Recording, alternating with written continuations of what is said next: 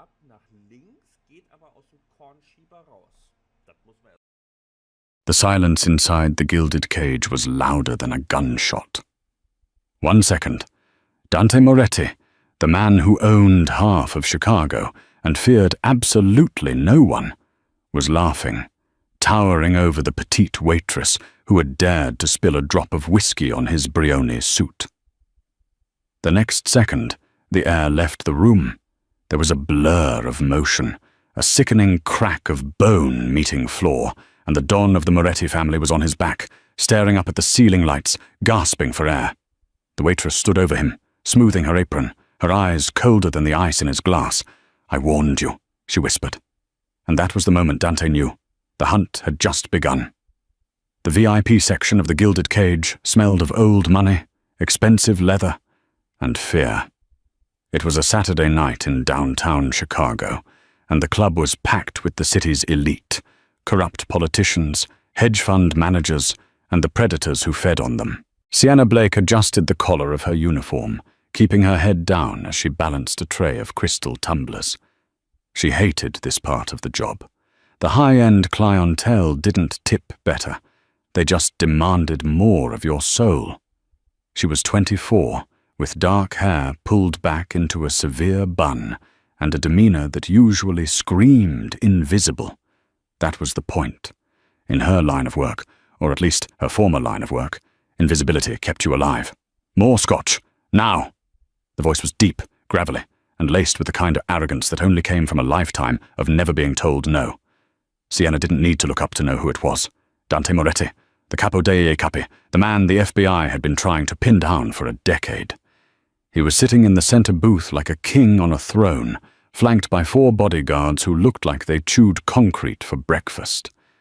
Sienna moved efficiently, sliding through the crowd. She placed the fresh bottle of Macallan 25 on the low marble table.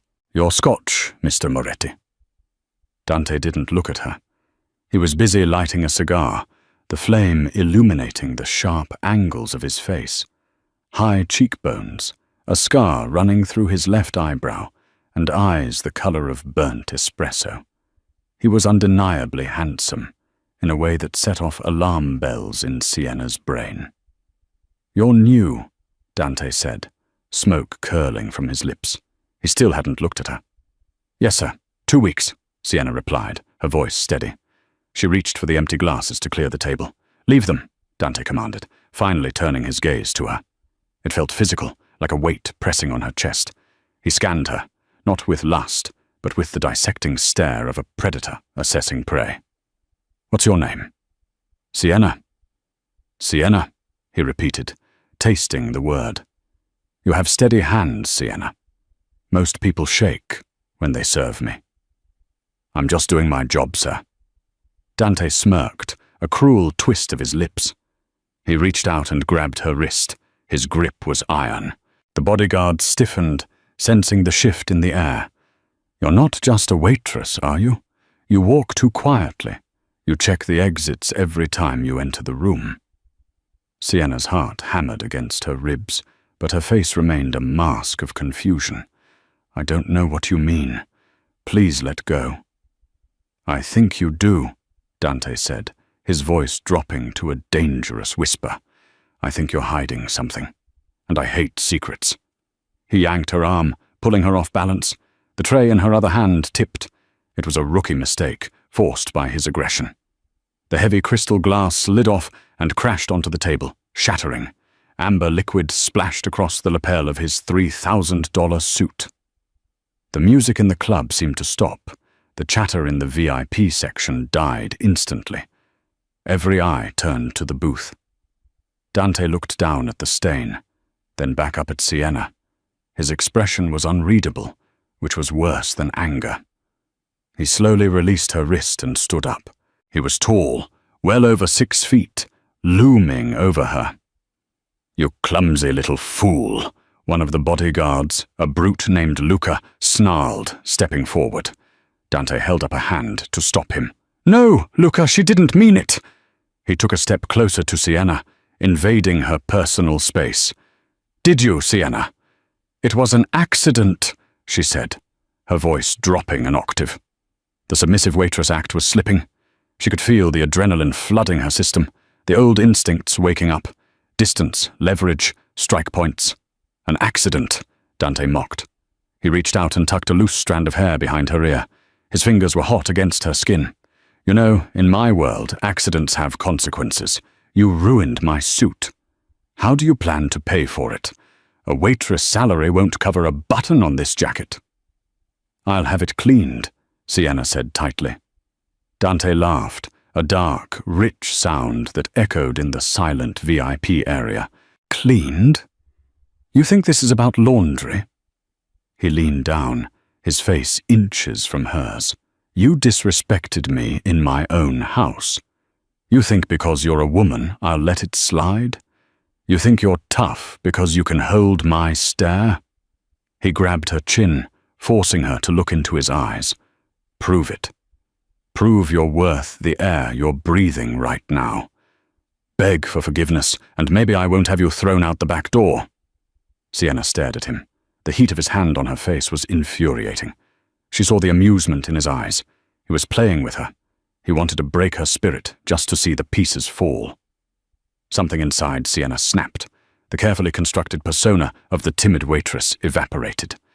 "Take your hand off me," she said clearly. The crowd gasped. Luca's jaw dropped. Dante's eyes widened slightly, a flicker of genuine surprise replacing the amusement. "Excuse me?" Dante challenged, his grip tightening on her chin. "I don't think I heard you correctly." "I said," Sienna repeated, her voice turning into cold steel, "take your hand off me, or I will break it." Dante Moretti laughed. It was a genuine, incredulous laugh. He looked around at his men, gesturing to Sienna as if she were a performing animal. "Did you hear that?" Dante asked the room. "She's going to break my hand." He looked back at her, his grin vanishing, replaced by a look of pure menace. "Do it then. Try." He didn't think she would. He thought he was untouchable. He was the wolf of Chicago. Nobody touched Dante Moretti. Sienna didn't hesitate. In one fluid motion, she brought her left hand up, clamping it over Dante's wrist that was holding her chin. At the same time, she stepped into his space, driving her hip into his center of gravity. It was a classic Krav Maga redirection, but executed with the speed of a viper. She twisted his wrist outward, locking the joint against the natural range of motion. Dante's eyes shot wide open as pain, sharp and blinding, shot up his arm. Before he could even process the pain, Sienna pivoted. She used his own momentum against him, sweeping his leg while cranking his wrist down. Crack. It wasn't a break, but the sound of cartilage popping under extreme pressure. Dante, the man who terrified the city, went airborne. His expensive Italian shoes left the floor. He slammed onto the hardwood with a thud that shook the nearby tables. Sienna didn't stop there. She dropped a knee onto his chest, knocking the wind out of him, and pressed her forearm against his throat, pinning him to the floor. The entire sequence had taken less than 3 seconds. For a heartbeat, the world was frozen. Dante stared up at her, wheezing, his eyes locked on hers. He wasn't looking at a waitress anymore. He was looking at a soldier. "I asked you nicely," Sienna hissed, her face inches from his. "Don't touch me." "Boss!" Luca screamed, the spell breaking. Sienna sensed the movement before she heard it. She rolled off Dante just as Luca's heavy boot stomped the spot where her head had been. She sprang to her feet, creating distance, her hands raised in a defensive combat stance. Dante coughed, clutching his throat, and rolled onto his side. "Wait," he rasped. But his men were already moving. 3 of them rushed her. Sienna didn't run. She grabbed a heavy champagne bottle from the nearest table. As the first guard lunged, a man twice her weight, she sidestepped his clumsy haymaker and smashed the bottle over his head. Glass exploded. He went down like a sack of cement. The second guard hesitated, shocked by the violence. That hesitation cost him. Sienna kicked his kneecap, a sickening crunch echoing through the room, followed by a palm strike to his nose that sent him reeling backward, blood spraying. Luca, the largest of them, pulled a switchblade. The gleam of silver caught the strobe lights. "Enough!" Dante roared. He struggled to his feet, one hand rubbing his bruised throat, the other holding his aching wrist. His suit was ruined, his hair was disheveled, and he looked absolutely murderous. Luca froze, the knife hovering in the air. "She assaulted you, boss. I'm going to gut her." "I said stand down," Dante bellowed. The command cracked like a whip. Luca lowered the knife, stepping back reluctantly. The VIP section was dead silent. Guests were shrinking into their booths, terrified of witnessing a mob execution. Dante walked slowly towards Sienna. He stopped 5 feet away, breathing heavily. He looked at his fallen men, then back at her. The anger in his eyes was warring with something else. Curiosity? Respect? No, it was darker than that. It was obsession. "Who sent you?" Dante demanded, his voice low and dangerous. "The Russians? The cartel? Who are you?" Sienna straightened her apron, though the gesture was absurd given the chaos around them. "Nobody sent me. I needed a job." "A waitress who fights like a Mossad agent?" Dante stepped closer, ignoring the warning glare she gave him. "You expect me to believe that?" "I don't care what you believe," Sienna said. "I quit." She turned on her heel and started walking towards the exit. "If you walk out that door," Dante called out, his voice echoing, "you're a dead woman. You think you can humiliate me and just leave? I will find you, Sienna. There is nowhere on this earth you can hide from me." Sienna paused at the velvet rope. She looked back over her shoulder. Her expression was tired, almost sad. "You can try, Dante, but be careful. The next time you come at me, I won't stop at your wrist." She disappeared into the crowd of the main dance floor. Dante stood there, watching the empty space where she had been. His wrist throbbed with a dull, rhythmic pain.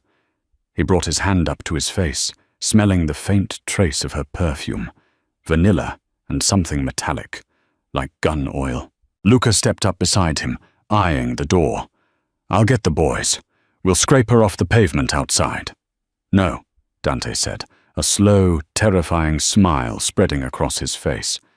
He adjusted his jacket, wiping a speck of blood from his lapel. "Let her go." "Boss?" Luca looked confused. "She disrespected the family. She put you on the floor." "She did," Dante murmured, "and she's the first interesting thing that has happened to me in 5 years." He turned to Luca, his eyes burning with a cold fire. "Find out who she really is. Turn this city upside down. I don't want her dead, Luca. I want her brought to me." "Alive?" "Alive," Dante confirmed. "I want to be the one to break her." The city of Chicago was a grid of steel and shadow, and Dante Moretti owned every inch of it. Or so he thought. 2 hours after the incident at the Gilded Cage, Dante sat in his office at the top of the Moretti Tower. The room was a fortress of glass, overlooking the glittering skyline. His wrist was wrapped in a compression bandage, a throbbing reminder of the woman who had vanished into the night. "Tell me you have something," Dante growled, not turning away from the window. Nero, Dante's head of intelligence, sat at a massive mahogany desk, his fingers flying across a laptop keyboard. Nero was a man who lived in the digital shadows, a former NSA contractor who had realized that organized crime paid better and asked fewer questions. "It's not making sense, boss," Nero muttered, wiping sweat from his forehead. "I ran facial recognition on the security footage from the club. I cross-referenced her with every database we have. DMV, state police, FBI watch lists, even Interpol. And she doesn't exist," Nero said, turning the laptop screen around. "The name, Sienna Blake, is a ghost. The social security number she gave the club manager belongs to a woman who died in a car accident in Ohio 4 years ago. Her address is a drop box in a laundromat in Wicker Park. No credit history, no digital footprint, nothing." Dante turned, his interest sharpening into something razor-edged. "A professional. A high-level one," Nero agreed. "The way she moved. That wasn't self-defense class. That was military grade, special forces or intelligence. And the way she scrubbed her exit? The cameras outside the club malfunctioned for exactly 3 minutes right after she left. She jammed them." Dante walked over to the desk, staring at the frozen frame of Sienna from the club's interior camera. In the grainy image, her eyes were focused, predatory. She looked less like a waitress and more like a soldier behind enemy lines. She's not just hiding from me, Dante realized aloud. She's hiding from someone else. Someone bigger. If she's that good, she's already gone, Nero said. She probably has a burner car and a second identity lined up. She could be halfway to Canada by now. No, Dante said, shaking his head. She's not running. I saw it in her eyes. She's on a mission. She was working at the Gilded Cage for a reason. Who else was in the VIP section tonight? Nero tapped a few keys. Senator Hawkins, the CEO of Arion Tech, and Viktor Volkov. The air in the room dropped 10 degrees. Viktor Volkov was the head of the Bratva, the Russian syndicate that had been encroaching on Moretti territory for months. A truce existed between them, but it was as fragile as glass. She was watching Volkov, Dante whispered. She wasn't serving drinks, she was doing reconnaissance. Dante grabbed his jacket. The pain in his wrist was forgotten, replaced by the thrill of the hunt. Track Volkov's movements. If she's hunting him, that's where we'll find her. Boss, if she's hitting Volkov, that's a war, Nero warned. If we intervene... I don't care about the war, Dante said, checking the magazine of his custom .45 caliber pistol. I want the woman. No one humiliates me and walks away. No one. Sienna, or Sienna as she was currently known, was not running to Canada. She was currently crouching on a rusted fire escape 4 stories above an alleyway in the meatpacking district. The cold wind whipped at her face, but she didn't flinch. She had changed out of her waitress uniform into tactical gear, black cargo pants, boots, and a heavy hooded jacket. In her hand, she held a suppressed Sig Sauer P-226. Dante Moretti had been a variable she hadn't calculated. His arrogance had forced her hand, blowing her cover. She cursed herself for losing her temper. Breaking the Don's wrist felt good, undeniably, but it was sloppy tradecraft. Now she had the Italian mob looking for her and her primary target still in the wind. Her earpiece crackled. Target is moving. 2 SUVs, southbound on Racine. Copy that, Sienna whispered. She didn't have a team. The voice in her ear was a pre-recorded police scanner algorithm she'd hacked. She was alone. She had been alone since the agency burned her. She slid down the ladder, hitting the pavement silently. Her target was Viktor Volkov, the file she needed, the one that would prove her innocence and expose the corruption in her former unit, was in Volkov's possession. He was meeting a buyer tonight to sell the encrypted drive. She needed to intercept him before the sale. Sienna sprinted through the alley, cutting through a chain-link fence she had pre-cut hours ago.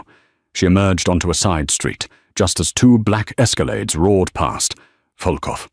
She ran to a parked motorcycle, a nondescript Ducati she'd stolen 2 days prior, and kicked it to life. She peeled out, keeping her distance, tracking the taillights. They led her to an abandoned shipyard by the river. It was a classic drop spot. Isolated. No cameras. Perfect for a murder. Sienna ditched the bike and moved in on foot, using the shipping containers for cover. She saw the Russians setting up a perimeter. Volkov was there, a bear of a man in a fur-collared coat, holding a silver briefcase. She checked her angles. 6 hostiles. She could take 3 before they located her. It was risky. She raised her weapon, aiming for the guard nearest to Volkov. She squeezed the trigger. Click! Sienna froze. Her gun hadn't misfired. The slide was locked. Someone had tampered with it? Impossible. She checked it constantly. Then she felt the cold steel of a barrel against the back of her neck. Drop it, a voice said. It wasn't Russian. It was Italian. Sienna slowly lowered her gun to the ground. She raised her hands. Turn around, slowly. She turned. Standing there, looking impeccably dressed despite the late hour, was Dante Moretti. Behind him were 6 of his men, weapons raised. Hello, Sienna, Dante said, a smirk playing on his lips. I told you I'd find you. You followed Volkov, she realized, her mind racing. You knew I'd be here. I knew you were too smart to run, Dante corrected, and too angry to quit. Before she could reply, a spotlight from the shipyard crane blinded them. How touching! A booming voice echoed from the center of the yard. Viktor Volkov was standing on a crate, surrounded by 10 more men who had emerged from the shadows. They were holding assault rifles. The Italian prince and the little spy, Volkov laughed. I should thank you, Moretti. You brought her right to me. Dante's eyes narrowed. He looked at Sienna, then at Volkov. He realized instantly that they were both in a kill box. The Russians had set a trap. Did you know about this? Dante hissed at her. If I did, would I be standing here with no ammo? Sienna snapped. Kill them both, Volkov ordered. The air erupted. Bullets pinged off the shipping container next to Dante's head. He lunged forward, tackling Sienna to the ground, just as a hail of gunfire shredded the space where she had been standing. Get to cover! Hoa! Dante roared to his men. It was chaos. The Italians returned fire, pistols popping against the automatic roar of the Russian AK-47S. Dante and Sienna rolled behind a stack of steel beams. They were pinned down. You ruined my operation! Sienna yelled over the gunfire, checking her boot for her backup knife. I saved your life! Dante shouted back, firing 2 shots over the barricade. He ducked as concrete chips rained down on them. You're welcome, by the way. I had it under control. You had a jammed gun and a death wish. Dante looked at her, his eyes wild with adrenaline. Can you fight? Sienna looked at him. The animosity was still there, but survival came first. Give me a gun. Dante hesitated for a fraction of a second. Then he pulled a backup Glock 19 from his waistband and handed it to her. Don't make me regret this. Sienna checked the chamber. Cover me. I'm going left. Left is suicide, Dante argued. Left is the flank, she corrected. Keep them busy. Without waiting for permission, she bolted. She moved like a phantom, low and fast. Dante gritted his teeth and stood up, firing blindly at the Russians to draw their attention. Over here, you ugly bastards, Dante yelled. The Russians focused their fire on him. It gave Sienna the 3 seconds she needed. She slid under a truck chassis, coming up on the blind side of Volkov's formation. She didn't hesitate. Double tap, double tap. 2 Russian gunmen dropped before they knew she was there. The dynamic of the fight shifted instantly. The Russians panicked, their flank exposed. Dante's men pressed the advantage, moving forward. Volkov realized the tide had turned. He grabbed the briefcase and ran toward a waiting boat at the dock. He's running! Sienna yelled, sprinting after him. Dante was right behind her. They reached the dock just as the boat's engine roared to life. Volkov was pulling away. Sienna raised the Glock, aiming at the driver. But the distance was too great. The boat sped into the dark water of the Chicago River. Damn it! She screamed, kicking a bollard. She spun around, chest heaving, to find Dante standing 5 feet away. The gunfight was over. The surviving Russians were either dead or fled. Dante's men began to circle her, weapons raised. Sienna tightened her grip on the gun Dante had given her. She was outnumbered again. Easy, Dante said to his men. He walked toward her, his hands open. The gun, Sienna, give it to me. I can't do that, she said, her voice tight. I'm walking out of here. You're not, Dante said calmly. Volkov knows your face now. My men know your face. The cops will be here in 2 minutes. You have nowhere to go. He stopped just inside her personal space. The adrenaline of the battle was fading, replaced by that heavy, magnetic tension from the club. Come with me, Dante said. It wasn't a command this time. It was an offer. We have a common enemy, and you owe me a suit. Sienna weighed her options. Alone, she was hunted by the Russians and the authorities. With Dante, she was sleeping with the devil, but a devil with resources. She engaged the safety on the Glock and reversed it, holding it out handle first. Dante took the weapon, his fingers brushing hers. He didn't pull away. He looked down at her, a smear of gunpowder on his cheek, looking more dangerous and alive than he ever had in the safety of his VIP booth. Smart choice, he murmured. Now get in the car. We have a lot to discuss. The ride to Dante's penthouse was silent. Sienna sat in the back of the armored SUV, flanked by Luca, who looked like he wanted to strangle her, and another guard. Dante sat in the front, on the phone, barking orders in rapid-fire Italian to clean up the mess at the shipyard. When they arrived at the Moretti Tower, they didn't go to the office. They took a private elevator to the penthouse suite. It was a sprawling space of marble floors, modern art, and floor-to-ceiling windows that offered a god's-eye view of the city. "Leave us," Dante commanded as they stepped inside. Luca hesitated. "Boss, she's dangerous. You saw what she did to the Russians." "I saw," Dante said, unbuttoning his ruined jacket and tossing it onto a white leather sofa. "If she wanted to kill me, she would have done it in the car. Get out!" Luca glared at Sienna before retreating to the elevator. The doors slid shut, leaving them alone. Sienna stood in the center of the room, feeling exposed. This wasn't a prison cell, but it was a cage, nonetheless. Dante walked to a wet bar and poured 2 drinks. He didn't ask what she wanted. He just handed her a glass of bourbon. "Drink," he said. "It helps with the adrenaline crash." Sienna took the glass, but didn't drink. She set it on the coaster. "You want answers? Ask." Dante sipped his drink, watching her over the rim.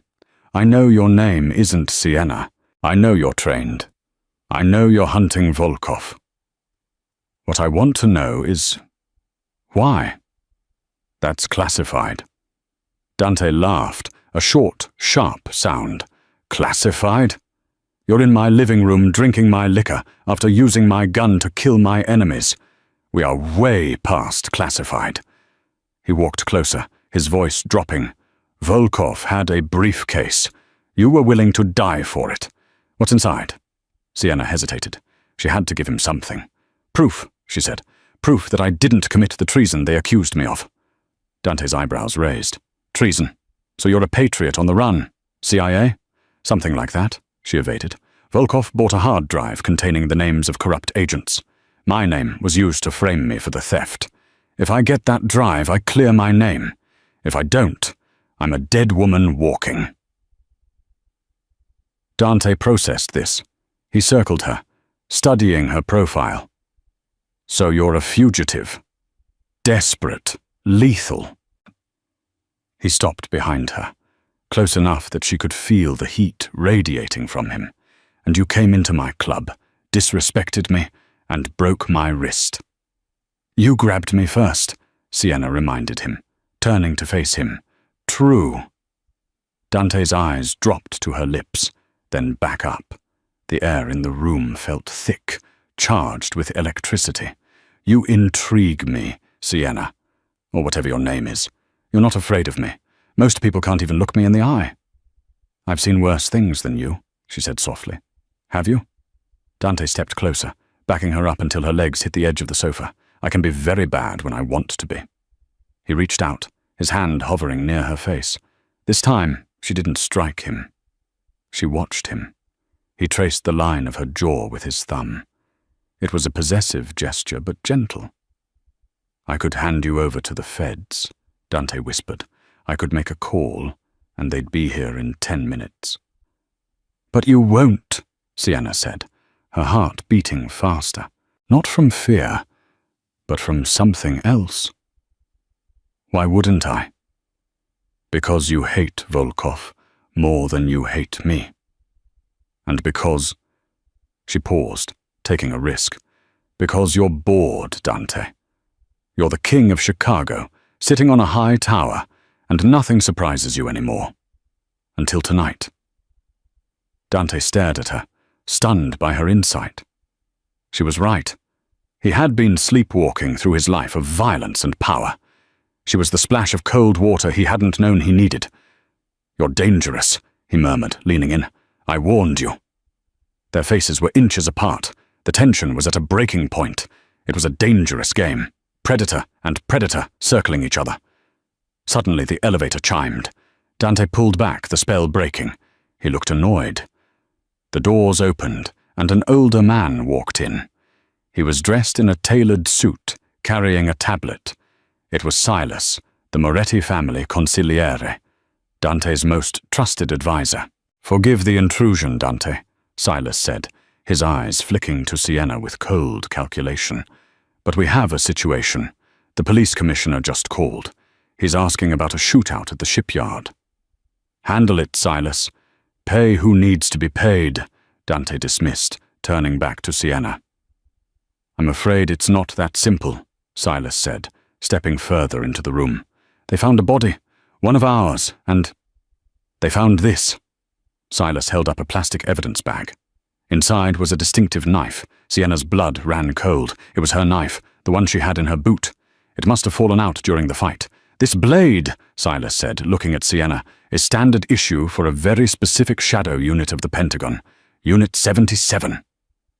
Dante looked at Sienna, his expression hardening. Unit 77? The assassination squad? Sienna stayed silent. "She's not just a spy, Dante," Silas said, his voice dripping with poison. "She's a cleaner, and I believe she was sent here to clean you." Dante froze. He looked at Sienna, the warmth vanishing from his eyes, replaced by the icy void of the dawn. "Is that true?" Dante asked quietly. "Were you sent to kill me?" "No," Sienna said, stepping forward. "Silas is lying. Or he's wrong. I told you I'm here for Volkov." "The evidence suggests otherwise," Silas said smoothly. "And why would Volkov be meeting in our territory unless someone on the inside facilitated it?" Silas was twisting the narrative. Sienna realized with a jolt of horror that Silas wasn't just an advisor. He knew too much about the meat.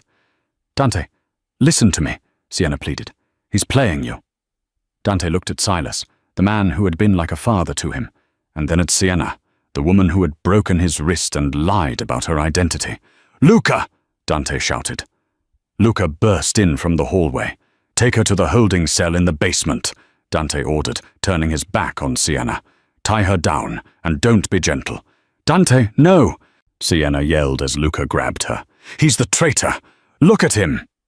"Get her out of my sight," Dante growled. As Luca dragged her away, Sienna locked eyes with Silas. The old man offered her a small, imperceptible smile. She had walked right into the lion's den, and the trap had just snapped shut. The basement of the Moretti Tower was a stark contrast to the luxury above. It was soundproofed concrete, cold, and smelled of bleach.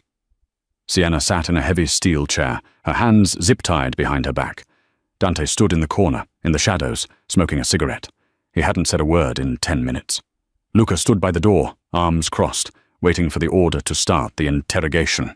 "You're making a mistake," Sienna said, her voice calm despite the situation. "Check Silas's phone records. Check his offshore accounts.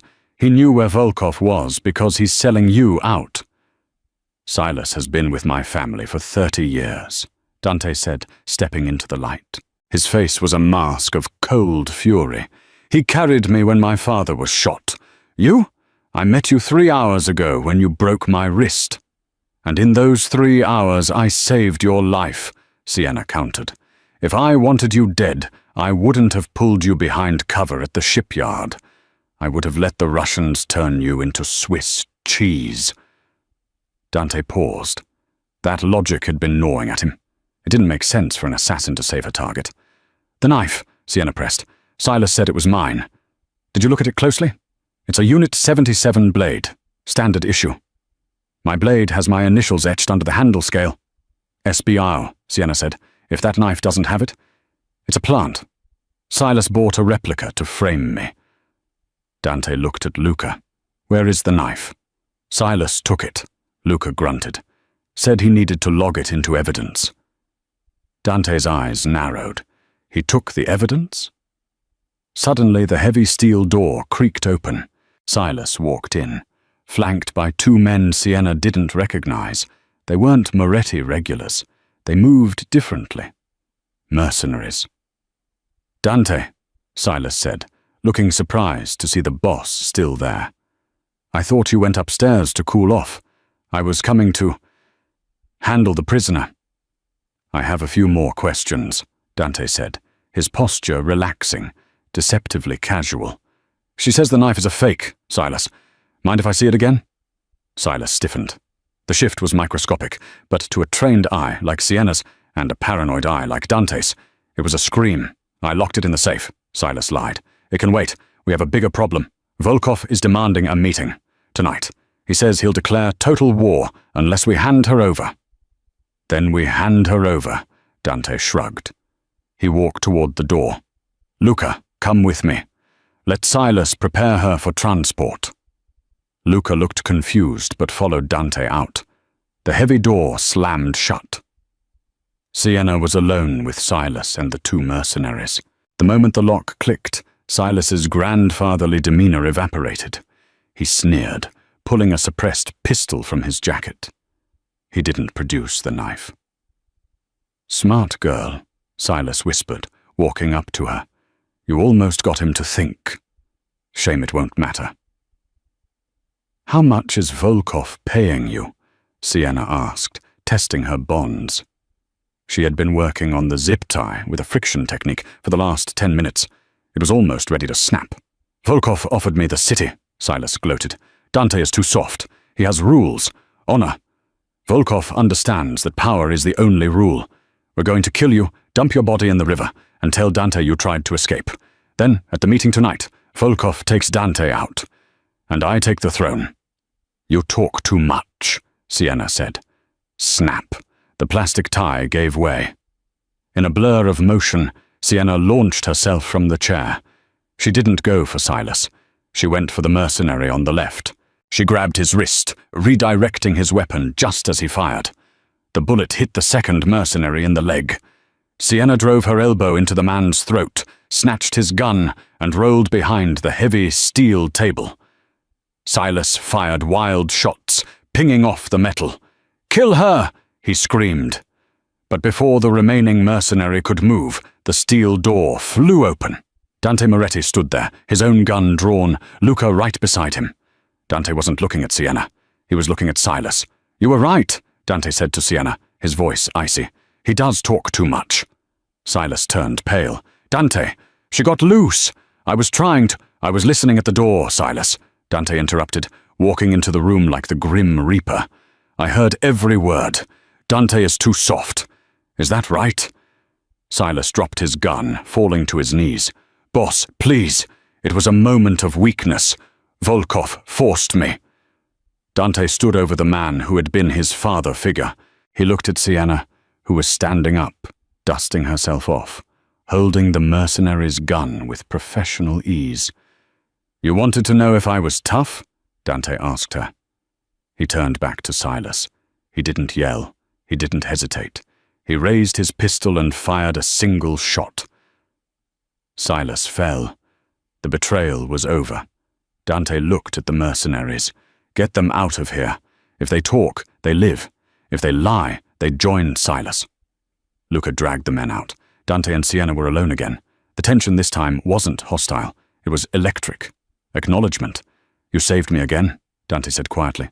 "If I had handed you to Volkov, you would be dead by morning," Sienna finished, "and I'd be dead tonight." Dante holstered his weapon. He walked over to her, taking the gun from her hand and setting it on the table. He took her hands, checking her wrists where the zip ties had cut into her skin. His thumb brushed the red marks. "We have a meeting with Volkov," Dante said, his eyes burning into hers. "Silas said he wanted you handed over." "So let's give him what he wants," Sienna said, a cold smile touching her lips. "I'll be the Trojan horse." Dante grinned, and it was the most dangerous thing she had ever seen. "I like the way you think, Sienna. Let's go take back my city." The drive to the airfield was a study in suffocating tension. The convoy of 3 black-armored SUVs tore down the desolate stretch of highway leading to the abandoned sector of O'Hare, a graveyard for cargo planes and forgotten deals. Outside, the Chicago wind whipped against the bulletproof glass, a howling reminder of the freezing cold awaiting them. Inside the lead vehicle, the silence was heavy. But it wasn't empty. It was charged with the kind of electricity that precedes a lightning strike. Dante Moretti sat in the back seat, checking the magazine of his custom .45 for the 3rd time. He wasn't nervous. Dante Moretti didn't get nervous. But he was hyper-aware. Beside him sat Sienna. She was no longer the waitress in the starched uniform, nor the desperate fugitive in the alley. She was transforming before his eyes. She pulled the Velcro straps of a tactical vest tight across her chest, the sound tearing through the quiet cabin. She had raided Dante's private armory with the efficiency of a woman who had spent a lifetime preparing for war. On her hip sat a Sig Sauer P320, in her boot a fresh combat knife. Her hair was pulled back tight, exposing the sharp, determined line of her jaw. Dante watched her, fascinated. He had spent years surrounded by men who claimed to be killers, by women who claimed to be dangerous. But Sienna was different. She was a weapon that had been forged in fires he couldn't even imagine. "You're staring," Sienna said, her voice low, eyes fixed on the gleaming slide of her pistol as she racked it. "I'm admiring," Dante corrected. He reached out, his hand resting on her knee. The contact was grounding. Silas is dead, but Volkov doesn't know that yet. He's expecting a broken woman to be thrown at his feet. He's expecting me to be weak. Sienna looked up, her eyes meeting his. In the dim light of the passing street lamps, her irises looked almost black.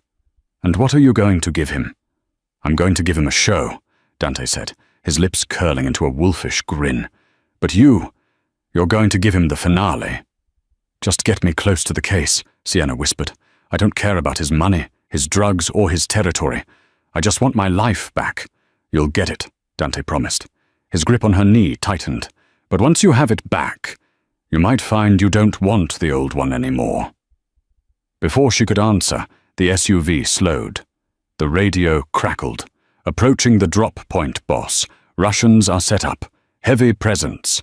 I count 12 shooters, 2 snipers on the hangar roof." "Copy," Dante said. He looked at Sienna one last time. "Showtime." The convoy rolled onto the cracked tarmac of the private airstrip. Floodlights from the hangar blinded them momentarily, casting long, jagged shadows across the concrete. In the center of the light stood a massive Gulfstream jet, its engines whining with a high-pitched scream, ready for takeoff. Viktor Volkov stood at the base of the boarding stairs, wrapped in a thick wool coat with a fur collar, looking like a czar from a bygone era.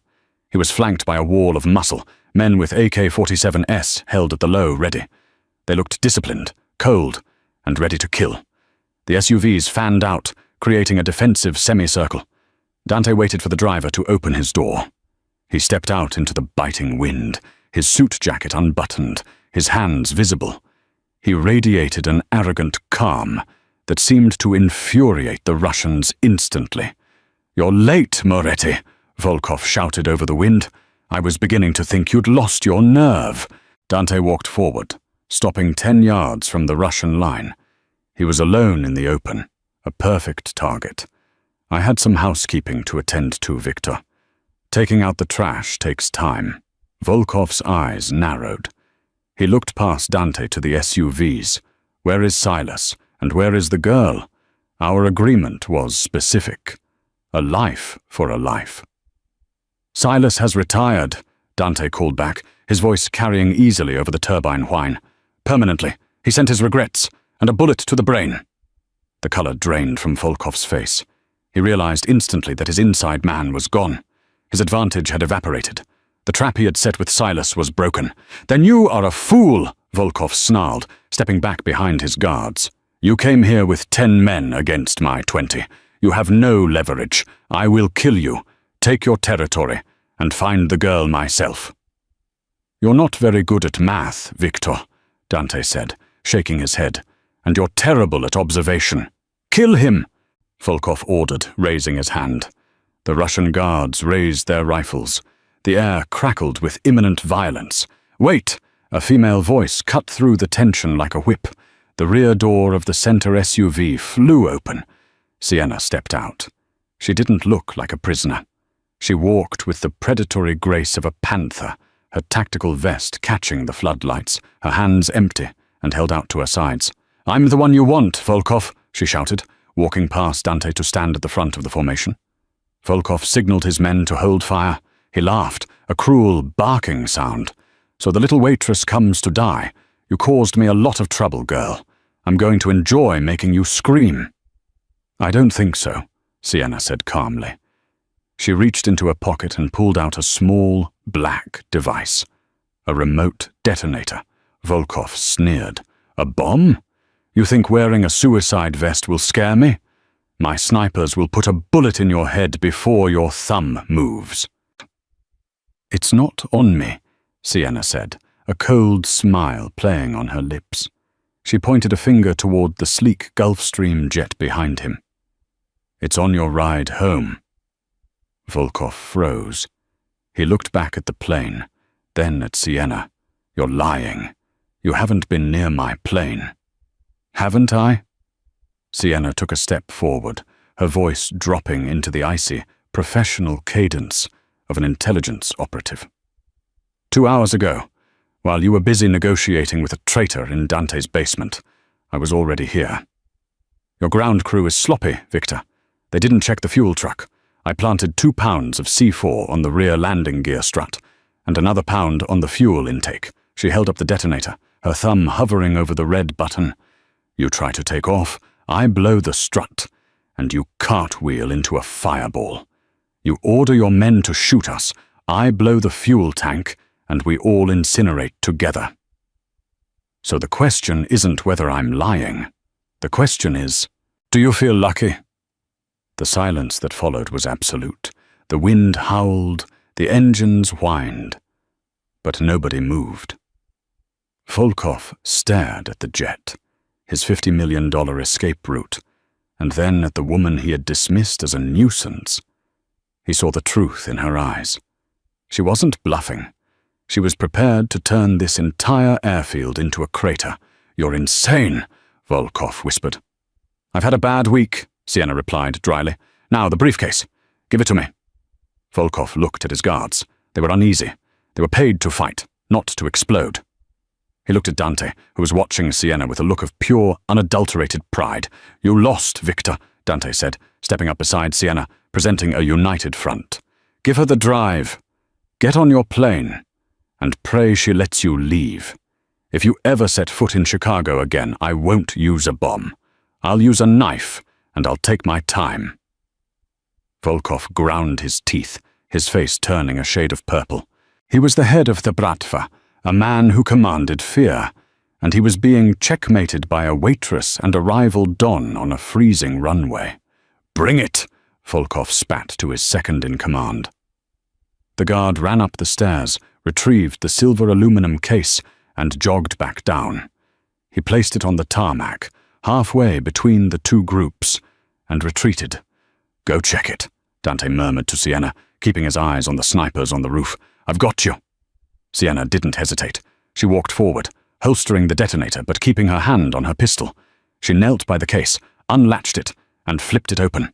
Inside, nestled in black foam, was the encrypted hard drive, the object that had ruined her life, the object that would save it.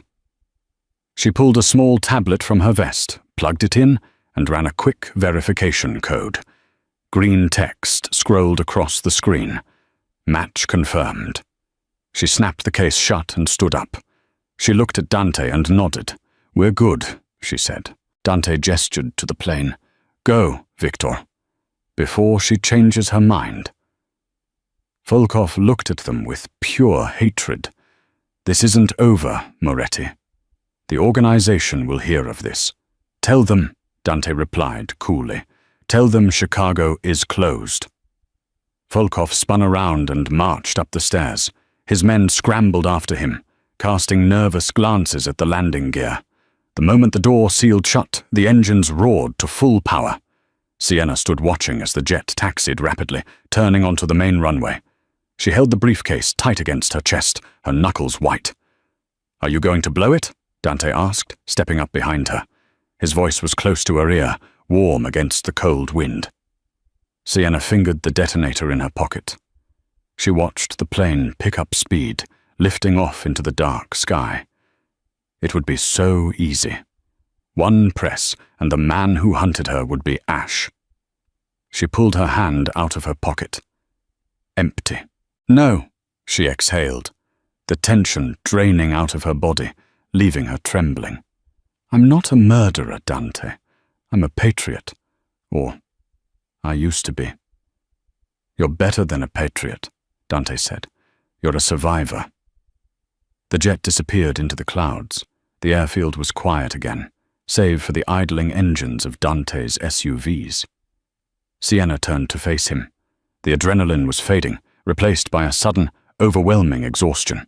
She looked down at the briefcase. I have it. I can clear my name. I can go back to DC. I can disappear. Dante looked at her. For the first time all night, the mask of the Mafia Don slipped. He looked vulnerable. Is that what you want? To disappear? Sienna looked at the bleak horizon, then back at the man standing in front of her.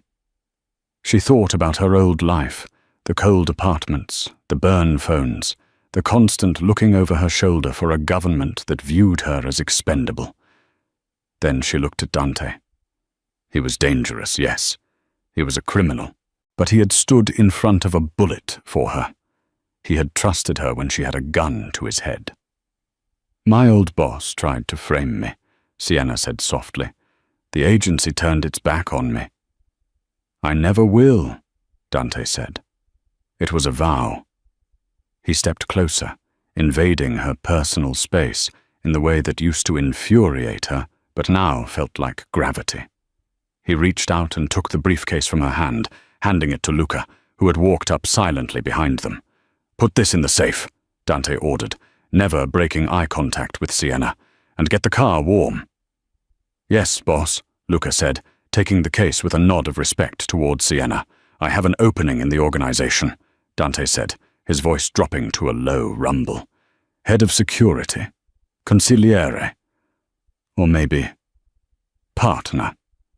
Sienna raised an eyebrow, a playful smirk returning to her lips. Partner? That sounds expensive. I have high standards, Moretti. I can afford you, Dante replied. He reached out, his hand cupping her cheek, his thumb tracing the line of her bottom lip. I'll give you the city, Sienna. I'll give you the world if you want it. Just don't leave. I'm not going anywhere, she whispered. Dante didn't wait. He crushed his mouth to hers. It wasn't a tentative kiss. It was possessive, hungry, and full of the fire that had burned between them since that first spilled drink. It tasted of danger and victory. Sienna wrapped her arms around his neck, pulling him closer, melting into the embrace. They stood there on the wind-swept tarmac, the king and the new queen of Chicago. When they finally broke apart, breathless, Dante rested his forehead against hers. Let's go home. Sienna smiled, a genuine, radiant smile that reached her eyes. Home, she repeated, testing the word. It sounded right. She took his hand. Together they walked back towards the waiting cars, leaving the ghosts of their pasts on the runway behind them. The waitress was gone. The spy was retired. Sienna Blake was just getting started. And that is how Sienna Blake went from serving drinks to ruling the underworld. She thought she was just fighting for her life, but she ended up finding a love dangerous enough to match her own spirit. Dante Moretti learned that the toughest thing in his world wasn't a bullet or a fist. It was the woman who wasn't afraid to put him on his knees. They say behind every great man is a strong woman, but in Chicago, they say beside Dante Moretti stands the only person who can beat him in a fight. What did you think of Sienna's transformation? Did Silas get what he deserved? If you enjoyed this story of betrayal, action, and romance, please smash that like button. It helps the channel immensely. Don't forget to subscribe and hit the bell notification so you'll never miss a new story. Share this with a friend who loves a good Mafia twist. Thanks for watching, and see you in the next video.